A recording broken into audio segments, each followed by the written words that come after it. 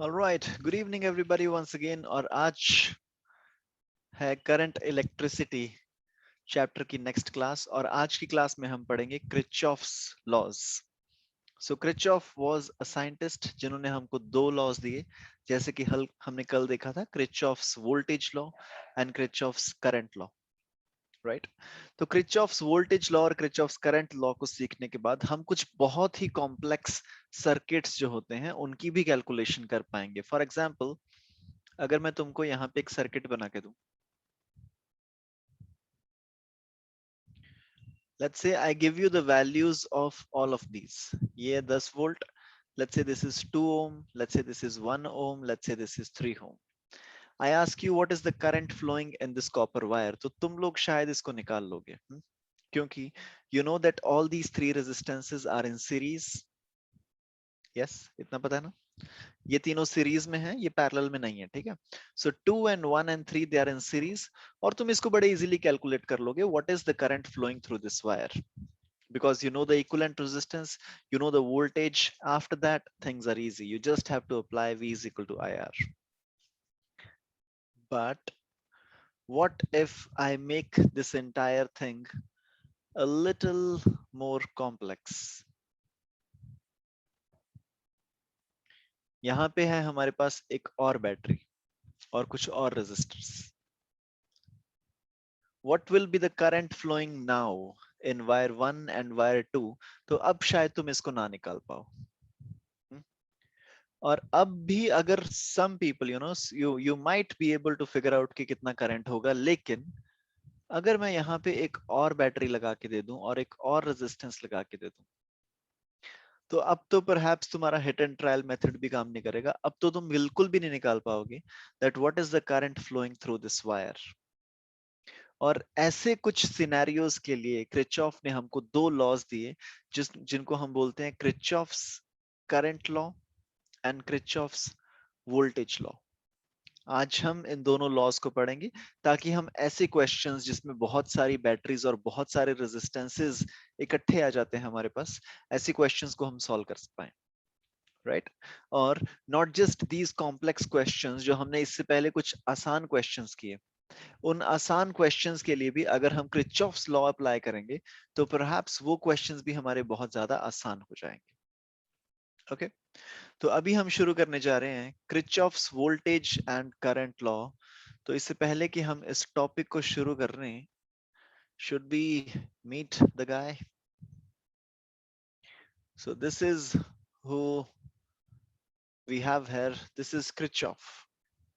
So this guy was in 1800 somewhere, okay? He was born in early 1800s, 1810, 11 के आसपास, and he died in around 1887. So basically, इनका जब काम खत्म हुआ, so these were the guys जो पहले laws वगैरह डिस्कवर कर रहे थे कि इलेक्ट्रिसिटी की, कॉपर की वायर में इलेक्ट्रिसिटी ट्रैवल कैसे करती है। जब ये सारे लॉज वगैरह हमारे पास आए, V is equal to IR आया, फिर उसके बाद क्रिचॉफ आया, हमारे पास एक फंडामेंटल्स क्रिएट हो गए। फिर उसके बाद आए हमारे लोग एप्लीकेशन वाले। दो दो शब्द है हमारे पास, science and technology. So these guys were the guys who gave us science. इन्होंने हमको फंडामेंटल्स दिए कि किस तरह से इलेक्ट्रिसिटी काम करेगी। फिर उसके बाद आए टॉमस अल्वा एडिसन जैसे लोग, जिन्होंने एक्चुअली में उस साइंस को अप्लाई करके बल्ब बना दिया। तो अगर तुम देखोगे तो ज्यादा फेमस लोग, टॉमस अल्वा एडिसन ज्यादा फेमस है ना। किसी से भी पूछो कि लाइट किसने क्रिएट की, बल्ब किसने बनाया, सब लोग बोलते हैं एडिसन। लेकिन Edison was the guy who applied all this science and created an application out of it, इसलिए हम उनको थोड़ा सा ज्यादा याद रखते हैं। लेकिन दीज वर द गाइज जिनको हमें एक्चुअली में याद रखना चाहिए, क्योंकि these were the guys who are pioneers in all this science. इन्होंने ये सारी चीजें स्टार्ट की। अगर ये लोग स्टार्ट ना करते तो परहैप्स एडिसन कभी बल्ब की खोज कर ही ना पाते। सो So we have with us Mr. Kirchhoff. इनको थोड़ा छोटा कर देते हैं. We don't want him to take up the entire space. All right. चलो जी, let's have him here. So he'll be watching us. And आज की क्लास को हम यहाँ से शुरू कर रहे हैं. So we would be learning today Kirchhoff's laws. इनके स्पेलिंग थोड़े से अजीब हैं. This is KIRCHHOFF.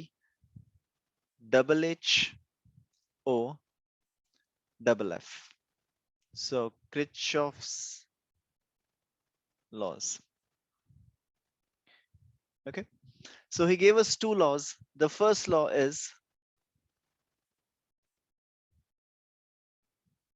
called Kirchhoff's current law. पहले लॉ को हम बोलते हैं Kirchhoff current law. तो एक्चुअली में Kirchhoff's current law is very easy. जब मैं तुमको Kirchhoff current law बताऊंगा ना, तो उसके बाद तुम्हें शायद ये लग सकता है कि यार इसको बताने की क्या जरूरत थी. It's pretty obvious, right? So Kirchhoff current law is, so the first law is, Kirchhoff ने हमको बोला कि किसी भी इलेक्ट्रिकल सर्किट में कोई भी पॉइंट होता है, पॉइंट मतलब कोई भी जंक्शन.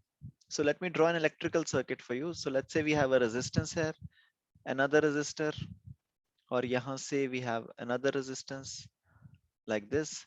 नीचे हमने क्रिएट किया एक बैटरी 5 वोल्ट. इनकी जो भी वैल्यूज हैं अभी मैं वैल्यू नहीं लिख रहा, मैं जस्ट लॉ को समझने में इंटरेस्टेड हूँ. Let's say यहाँ पे we have another resistance like this, and यहाँ पे we have another resistance like this. ये थोड़ा सा हट जैसा बन गया, but you think of it as an electrical circuit. अब यहाँ पे किसी भी junction, now when I say junction, the word junction means meeting place of a few things or objects or whatever.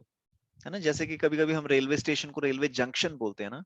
So junction means that things would be coming into this place and things would be going out of this place. तो junction normally क्या होता है, जो corner वाली चीज होती है उसको हम बोलते हैं जंक्शन. है ना, जैसे तुमने सुना होगा ना कि फास्ट फूड जंक्शन, या these things. So basically अगर मेरे पास कोई भी पॉइंट है, ये पॉइंट, तो कॉर्नर में से हमेशा you have a few lanes going outside. एक ये लाइन जा रही है ऊपर, एक ये लाइन जा रही है राइट पे, एक ये लाइन जा रही है नीचे. अब इस पूरे इलेक्ट्रिकल सर्किट में करंट फ्लो कर रहा होगा, तो इस लाइन में करंट या तो ऊपर फ्लो कर रहा होगा लाइक दिस I1, या फिर नीचे की तरफ फ्लो कर रहा होगा I2.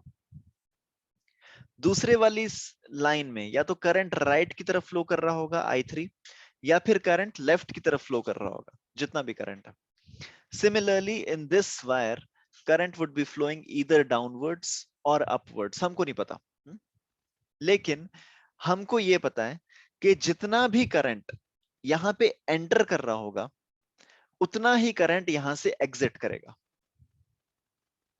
This we know also from our common understanding of the scalar property of the current.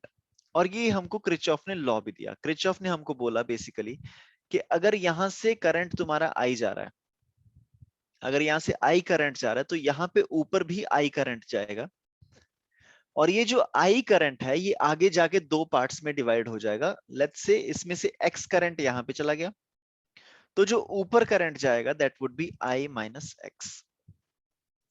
तो बेसिकली क्रिचॉफ ने हमको बोला कि किसी भी जंक्शन पे जो करंट अंदर आ रहा होगा that is the same amount of current जो बाहर जा रहा होगा, independent of how many wires are connected to this junction. The total current flowing into a junction is equal to the total current flowing out of a junction.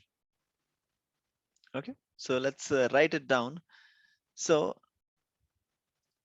in an electric circuit, किसी electric circuit पे Kirchhoff ने हमको बोला at any junction, at any junction,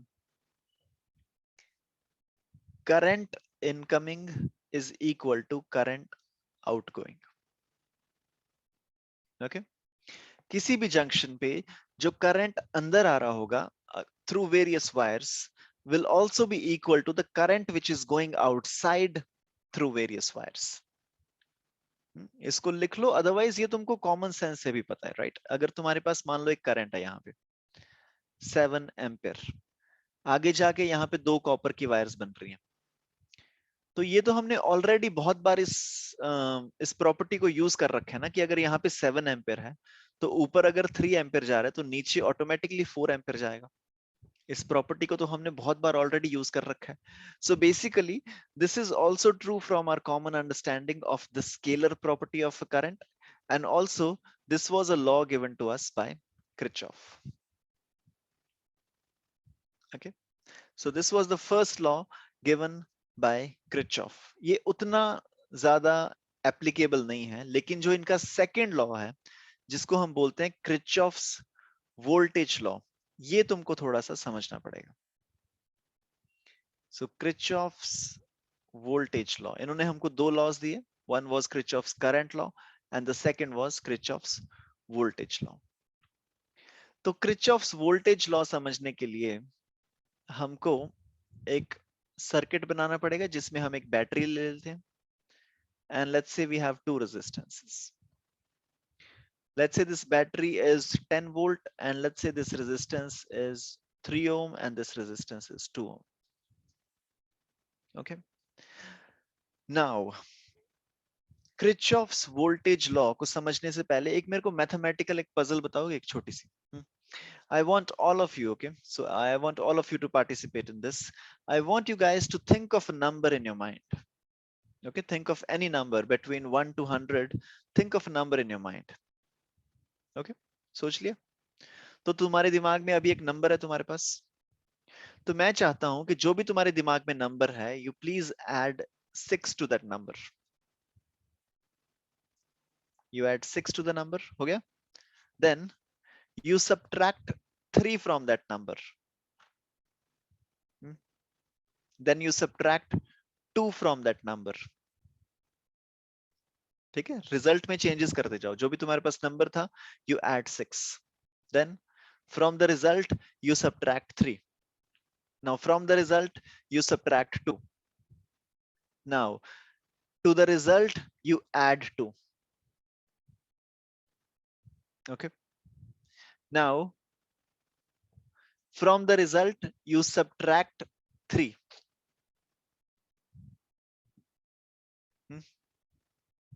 So if I ask you now, what is the number that you have now? तो तुम मेरे को बोलोगे कि सर वही नंबर वापस घूम फिर के वही आ गया, राइट? अगर तुमने नंबर कुछ भी सोचा है, मान लो तुमने 10 सोचा है, तो ये सारी कैलकुलेशन करने के बाद you add 6, then you subtract 3, then you subtract 2, then you add 2, then you subtract 3, तो एंड में तुम्हारे पास 10 ही बच जाएगा। लेकिन अगर मैं तुमको पूछूं कि यार मतलब इतनी सारी कैलकुलेशन जो तुमने किया, ऐड किया, सब्ट्रैक्ट किया, तो नंबर चेंज हो जाना चाहिए ना। चलो थोड़ा सा इसको और कॉम्प्लेक्स करते हैं। मान लो तुमने कोई नंबर सोच लिया, think of a number in your mind. Number सोचने के बाद यू ऐड 1000 टू इट। अब हम बड़ी कैलकुलेशन कर रहे हैं, ठीक है? अब तो नंबर डेफिनेटली चेंज होना चाहिए। उसमें 1000 ऐड कर दो, उसमें से 300 माइनस कर दो, फिर उसमें से 700 माइनस कर दो। अब क्या करो, तुम मल्टीप्लाई कर दो, सीधा नंबर को मल्टीप्लाई कर दो 5 लाख से। अब तुम नंबर को डिवाइड कर दो 5 लाख से। अब तुम्हारे पास कौन सा नंबर बच गया? वही जो तुमने स्टार्टिंग में सोचा था। तो क्या मैं ये तुमसे आर्ग्यू कर सकता हूं कि तुमने इतनी सारी कैलकुलेशन की, फिर तुम्हारा नंबर चेंज क्यों नहीं हुआ? तो तुम्हारा आंसर ये हो सकता है कि तुम्हारा नंबर इसलिए चेंज नहीं हो रहा कि ये जो भी हम कैलकुलेशन कर रहे हैं नंबर के ऊपर, इसका नेट रिजल्ट 0 आ रहा है घूम फिर के। हम कुछ ऐड कर रहे हैं, कुछ सब्ट्रैक्ट कर रहे हैं, कुछ मल्टीप्लाई कर रहे हैं, कुछ डिवाइड कर रहे हैं, लेकिन जो भी हम प्रोसेस कर रहे हैं अपने नंबर के ऊपर, उसका रिजल्ट घूम फिर के 0 आ जा रहा है। इसका मतलब मेरा नंबर चेंज नहीं हो रहा। Now think of it in this electrical circuit. Electrical circuit में हर पॉइंट पे एक पोटेंशियल होता है। फॉर एग्जाम्पल ये हमारे पास बैटरी लगी है, तो यहाँ पे जो पोटेंशियल होगा, this potential will be 10 volt. इधर जो पोटेंशियल होगा, this potential will be 0 volt. यहाँ पे कुछ पोटेंशियल होगा, यहाँ पे कुछ पोटेंशियल होगा, यहाँ पे कुछ पोटेंशियल होगा, यहाँ पोटेंशियल होगा। इलेक्ट्रिकल सर्किट में जो तार होती है हमारे पास, उसके हर पॉइंट पे कुछ ना कुछ पोटेंशियल होता है। Now I am not interested in the value of the potential. मैं जस्ट एक रैंडम कॉमन पॉइंट ले रहा हूं। लेट्स से ये जो मैंने ऑरेंज पॉइंट मार्क किया, ये मैंने एक पॉइंट ले लिया रैंडम। ये मैंने पॉइंट ले लिया, इसका कुछ ना कुछ पोटेंशियल होगा। I am not interested in the value of the potential, लेकिन कुछ पोटेंशियल होगा इसका x। सो लेट्स से इस पॉइंट का पोटेंशियल है x। उसके बाद if I start traveling in any direction, clockwise, anti-clockwise, whichever direction I start traveling, आगे जाके मेरे को एक रेजिस्टेंस मिला, इस रेजिस्टेंस की वजह से पोटेंशियल ड्रॉप होगा, या फिर पोटेंशियल राइज भी हो सकता है, depending upon in which direction my current is flowing. इसको हम डिटेल में देखेंगे, पोटेंशियल ड्रॉप होगा कि पोटेंशियल राइज होगा, लेकिन something will happen to the potential, x नहीं बचेगा। पोटेंशियल यहाँ पे x की जगह कुछ और हो जाएगा, लेट्स से यहाँ पे y बन जाएगा। फिर आगे जाके एक और रेजिस्टेंस आया, एक और पोटेंशियल चेंज हो गया, यहाँ पे लेट्स से पोटेंशियल मेरे पास बन गया z। फिर आगे जाके एक बैटरी आ गई, डिपेंडिंग अपॉन बैटरी हमने कैसे कनेक्ट किया, नेगेटिव टू पॉजिटिव के पॉजिटिव टू नेगेटिव, यहाँ पे जाके आगे दोबारा से पोटेंशियल राइज या फिर पोटेंशियल ड्रॉप होगा। आई एम नॉट इंटरेस्टेड, लेकिन यहाँ पे भी पोटेंशियल चेंज हो जाएगा। फिर उसके बाद घूम फिर के जब हम वापस आएंगे, यहाँ पे तो पोटेंशियल एक्स ही है ना, पूरा जब हम लूप लेके वापस आ गए तो वापस तो हमको पोटेंशियल एक्स मिल रहा है। इसका मतलब इस पूरे लूप में जितनी बार पोटेंशियल राइज हुआ, दैट मींस जितने क्वांटिटी का पोटेंशियल राइज हुआ उतनी क्वांटिटी का ही पोटेंशियल ड्रॉप हुआ होगा। Do you understand this? हम वही चीज कर रहे हैं। तुम एक नंबर सोच लो 6, 6 में तुमने ऐड कर दिया 3, फिर सब्ट्रैक्ट कर दिया 2, फिर सब्ट्रैक्ट कर दिया 1, तुम्हारे पास क्या बचा 6। एक इलेक्ट्रिकल सर्किट में तुम किसी भी पॉइंट से शुरू हो जाओ, इस पॉइंट से जब तुम आगे बढ़ना स्टार्ट हुए, या तो पोटेंशियल राइज हो जाएगा या फिर पोटेंशियल ड्रॉप हो जाएगा, लेकिन घूम फिर के क्लोज्ड लूप में अगर तुम उसी पॉइंट पे वापस आ जाओगे तो तुम्हारा पोटेंशियल दोबारा से उतना ही बन जाएगा, क्योंकि पॉइंट ही सेम है भाई, है ना, क्योंकि सेम पॉइंट है। तो पोटेंशियल एक पॉइंट का तो एक ही हो सकता है। इसका मतलब ये जो पूरी जर्नी हमने की एक क्लोज्ड लूप के अंदर, उस पूरी जर्नी में potential rise is equal to potential drop. This is Kirchhoff's voltage law.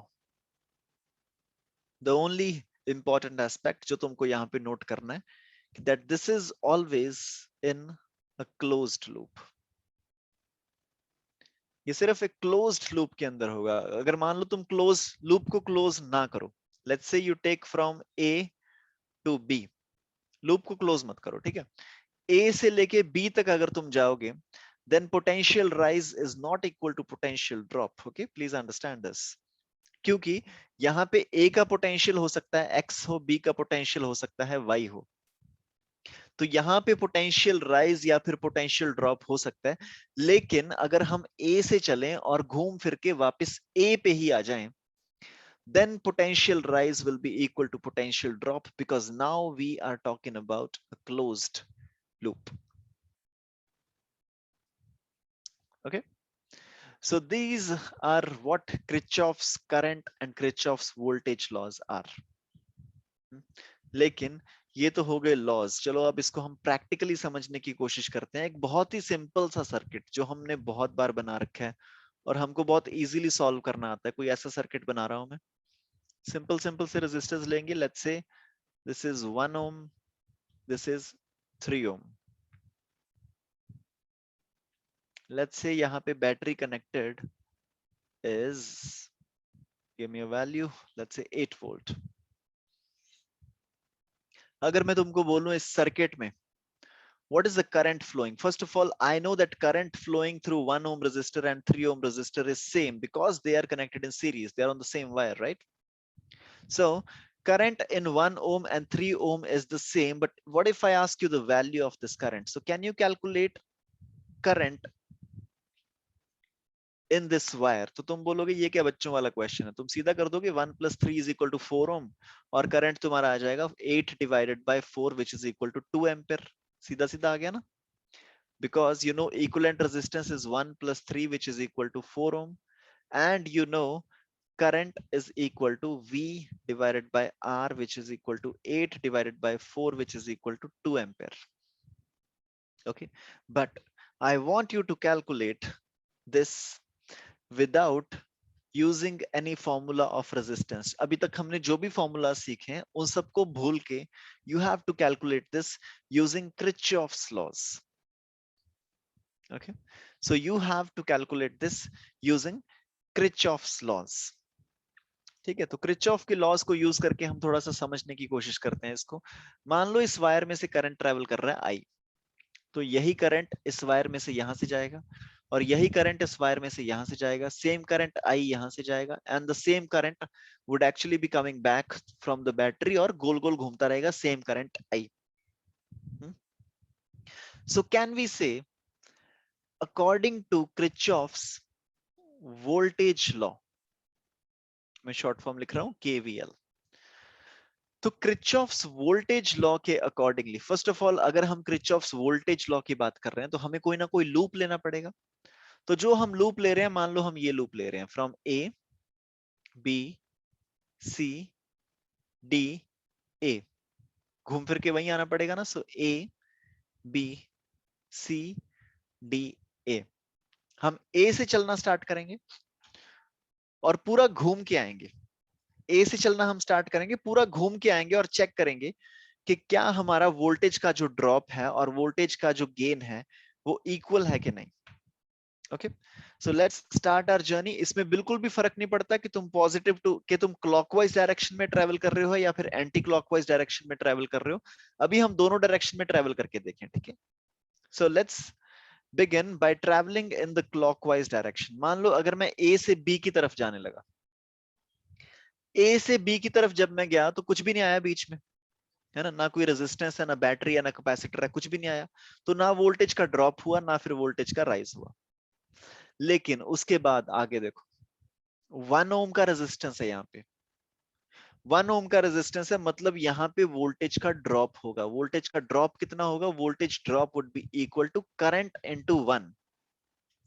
Voltage drop V is equal to I into R. I को अगर मैं इमेजिन कर लूं कि इस वायर में से I करंट ट्रेवल कर रहा है, I into 1 would be the voltage drop यहाँ पे. सिमिलरली आगे जाके यहाँ पे भी वोल्टेज का ड्रॉप होगा. दिस वोल्टेज का drop would be equal to I into 3.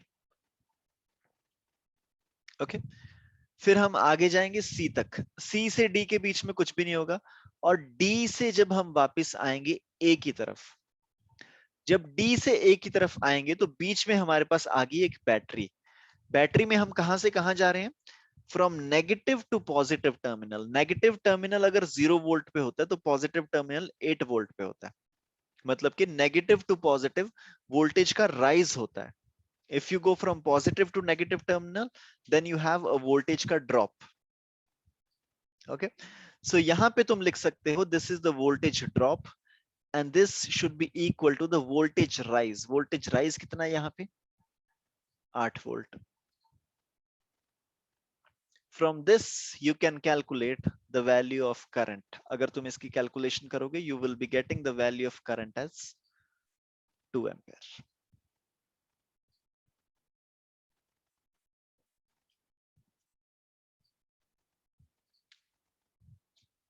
Okay, please take a moment and note this down और मेरे को बता भी दो अगर समझ में आ गया तो.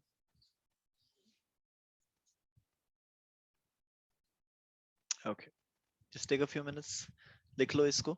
फिर हम क्या करेंगे, इसको नोट डाउन करने के बाद what I want you to do is तुम ये सेम कॉन्सेप्ट अप्लाई करके देखो in the reverse direction. You start from A and you go in the reverse direction. You go from A to D, then D to C, then C to B, then B to A. और फिर calculate करके देखो current की value क्या आती है.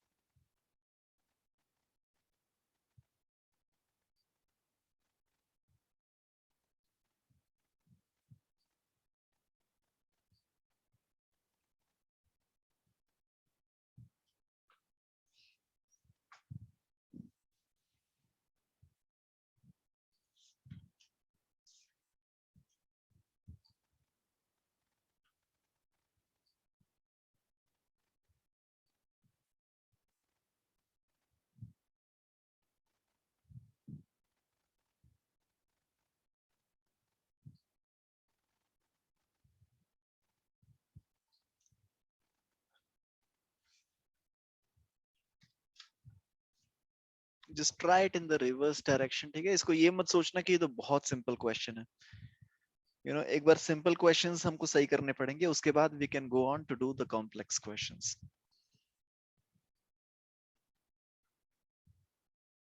Okay, can we try it in the reverse order? एक बार इसको ऑपोजिट डायरेक्शन में करके देखते हैं। Let's apply Kirchhoff's voltage law from A to D to C to B to A.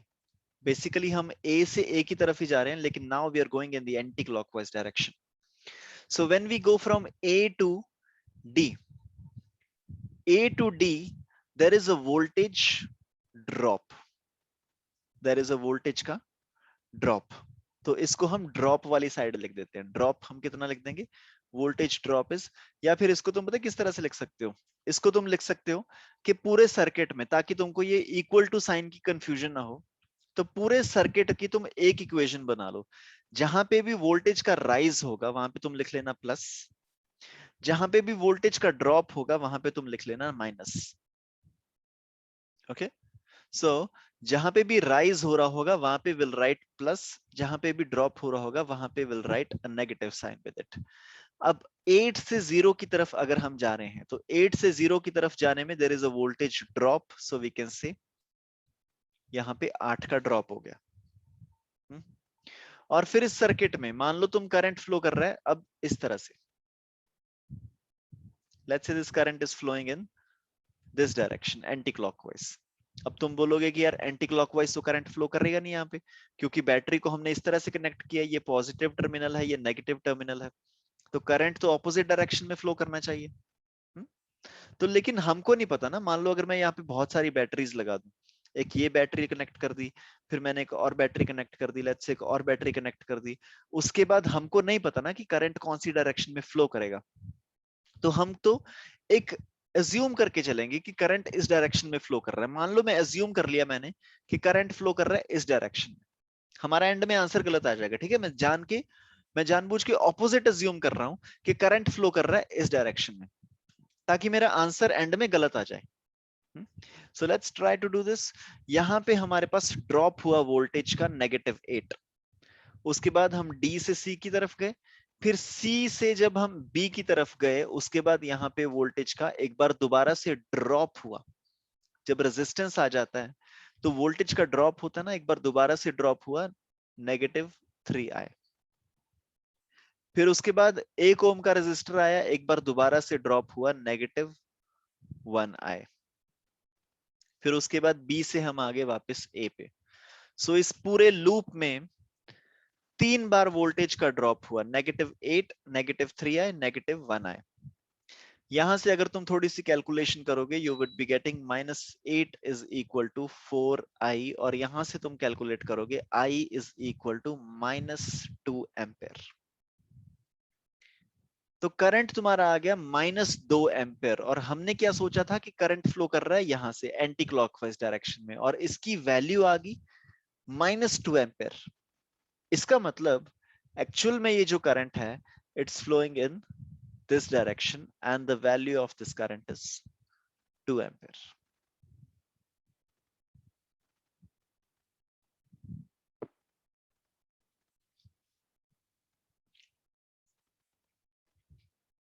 Okay, not confusing, no? All right. चलो जी, इसको भी नोट कर लो एक बार, फिर मैं तुमको एक क्वेश्चन दूंगा जिसमें तुम्हें खुद से करना पड़ेगा, जिसमें हम क्या करेंगे, 2 बैटरीज लगा देंगे, ठीक है। 2 बैटरीज लगाने के बाद हम कैलकुलेट करेंगे कि कितना करंट सर्किट के अंदर में से फ्लो करेगा।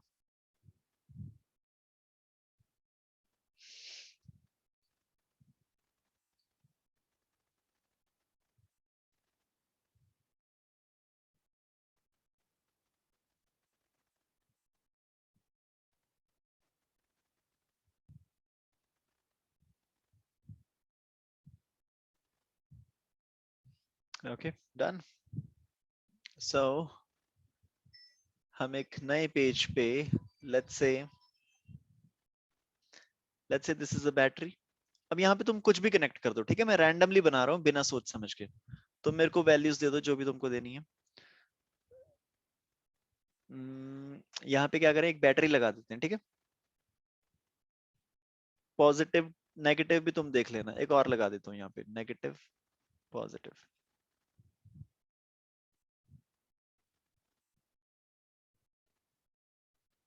Okay, let's say this is 2 ohm, this is 3 ohm, this is 4 ohm, this is 5 ohm। ठीक है, मैं वैल्यूज मेरे को कुछ नहीं पता, मैं रैंडमली लिख रहा हूँ।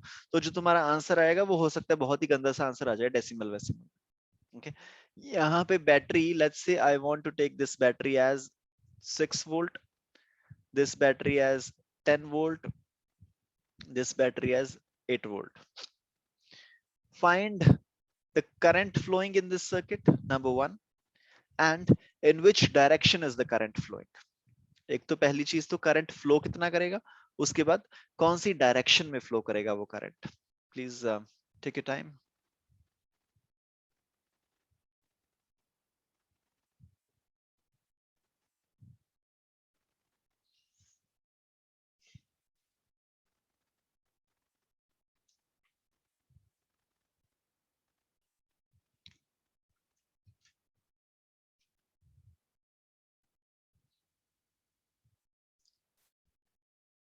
So when you have a battery, if you go from the positive terminal to the negative terminal, there is a voltage drop. If you go from a negative terminal to the positive terminal, there is a voltage rise.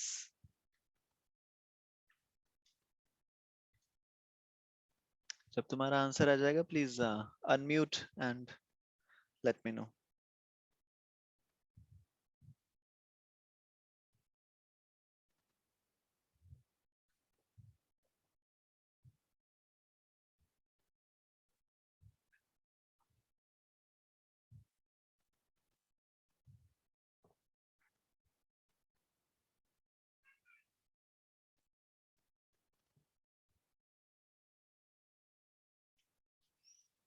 अब हो सकता है तुम लोग इसको अलग अलग approach से करो, क्योंकि मैंने तुमको कुछ नहीं बताया कि क्लॉकवाइज लेना है, एंटी क्लॉकवाइज लेना है।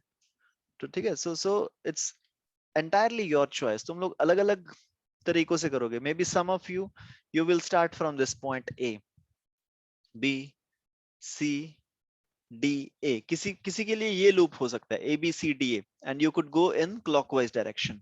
और किसी के लिए यही लूप हो सकता है, from A to A, and you could go in anti clockwise direction. तुम बोल सकते हो ए डी सी बी ए, या फिर तुम में से कोई बंदा सी से स्टार्ट कर सकता है, तुम बोल सकते हो कि सी बी ए डी सी, और you may go from C D A B C, और you may go from C B A D C. है ना, बेसिकली तुम कहीं से भी स्टार्ट करो और किसी भी डायरेक्शन में स्टार्ट करो, आंसर तुम्हारा सेम आना चाहिए।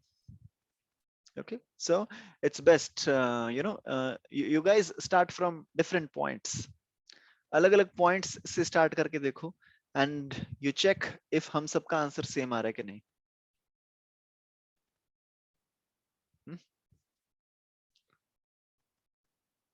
So anyone with the answers?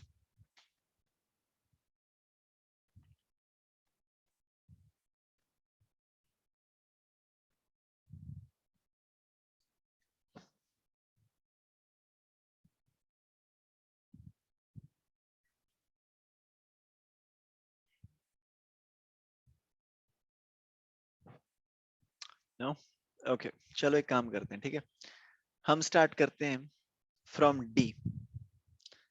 Let's apply Kirchhoff's voltage law, Kirchhoff's voltage law, and we will be applying this from D।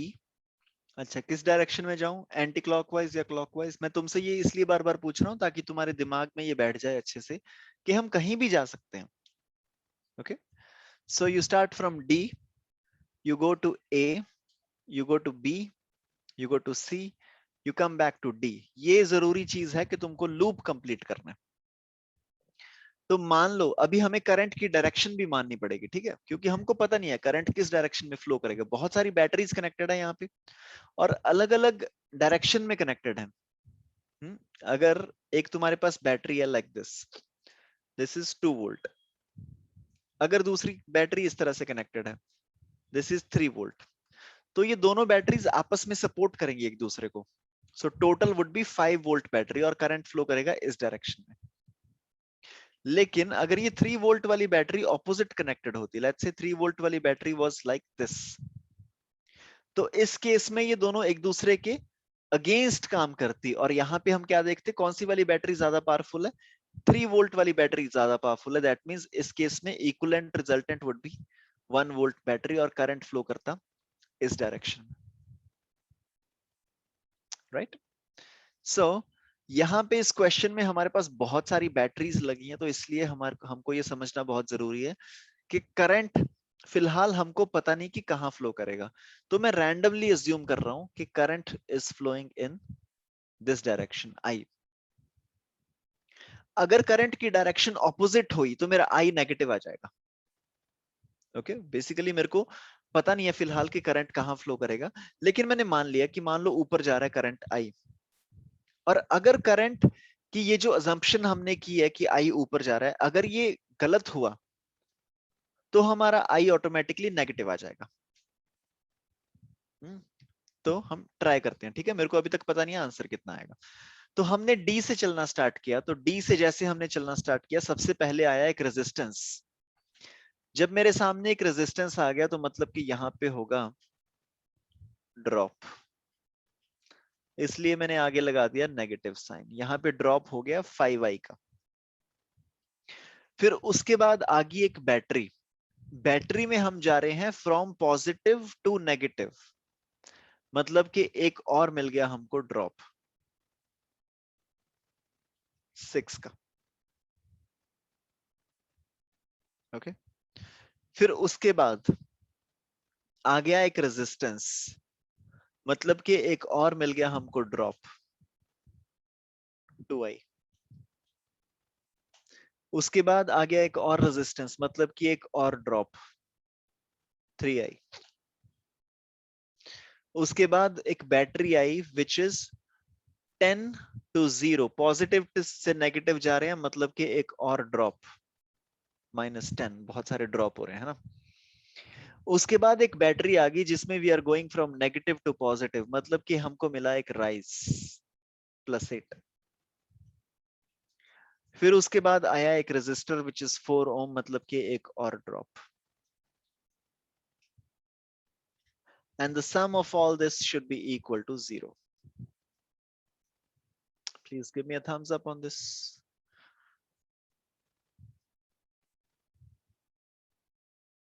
Okay. बाकी लोग?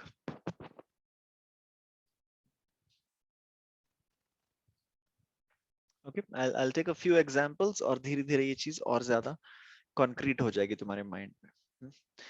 So यहाँ से अगर हम कैलकुलेशन करें, so this is -5i minus 2i minus 3i, which is -10i minus 4i, this is -14i, and this is -6 and -10, -16 plus 8, which gives me -8 is equal to 0. यहां से तुम्हारा current will come out to be -4/7 ampere. Current आ गया -4/7 ampere. इसका मतलब the direction of current is in the anti clockwise direction, and the value of current is 4/7 ampere. So current is flowing in the anti-clockwise direction, और current की value है यहाँ पे 4/7 ampere.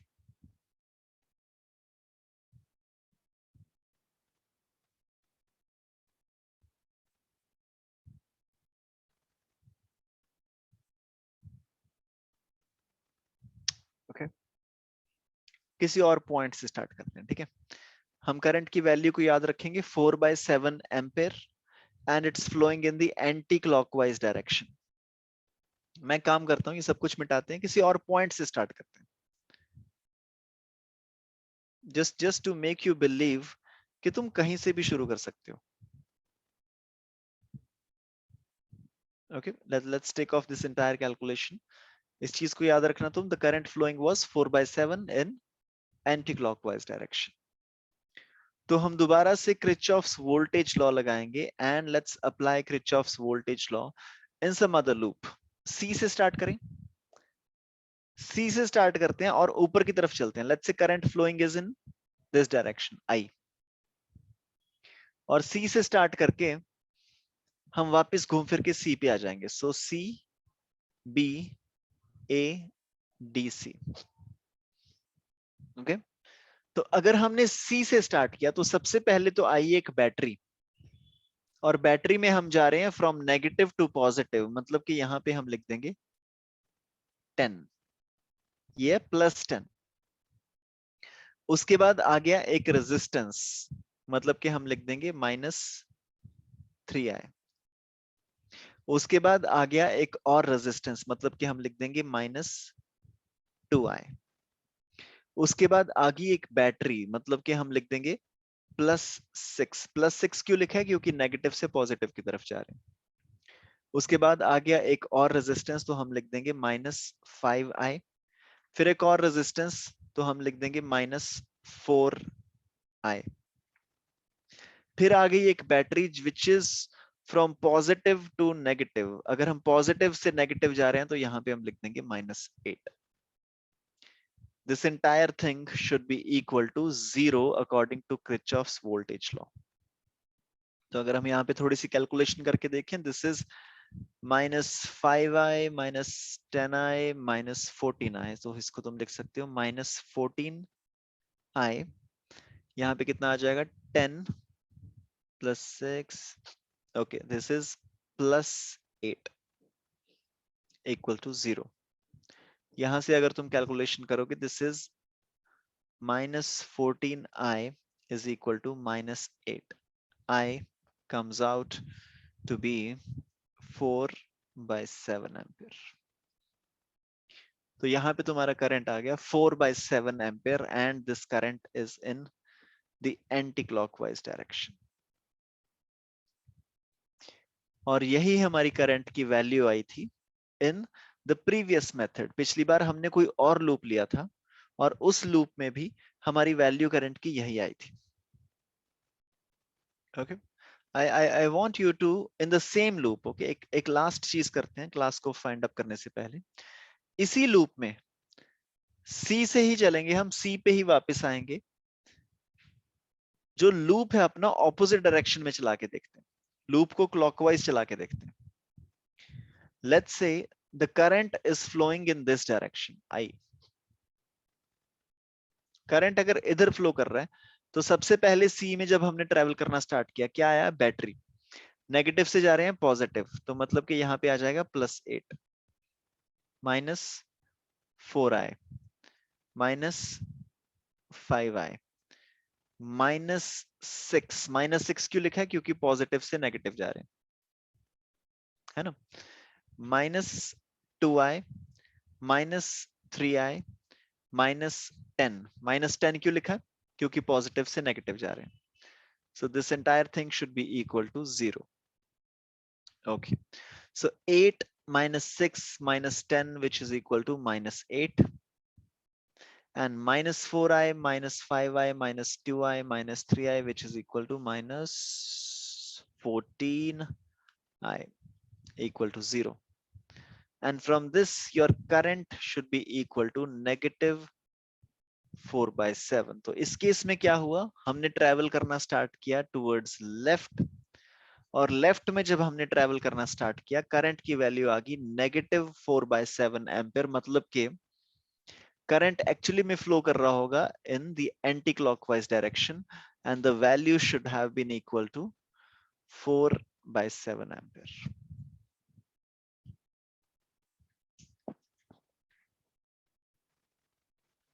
Okay, so this is Kirchhoff's current law and Kirchhoff's voltage law. आज की class में हमने सिर्फ इसकी इंट्रोडक्शन देखी. कल की क्लास में हम क्या करेंगे? We'll make the circuit really complex. कल की क्लास में हम कुछ क्वेश्चंस करेंगे. If you want to try this question, I can give it to you as of now. ये क्वेश्चन किया, this question came in IIT JEE Mains 2017. So कल हम काफी सारे प्रैक्टिस क्वेश्चंस करेंगे इसके, और फाइनली हम यहां तक पहुंच जाएंगे. ठीक है, तो मैं तुमको ये क्वेश्चन ऑलरेडी यहाँ पे बना के दे रहा हूँ।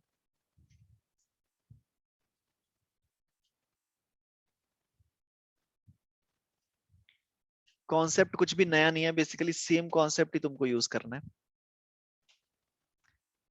अगर तुमने आज की क्लास बहुत ध्यान से सुनी है तो तुम इस क्वेश्चन को अभी भी कर पाओगे।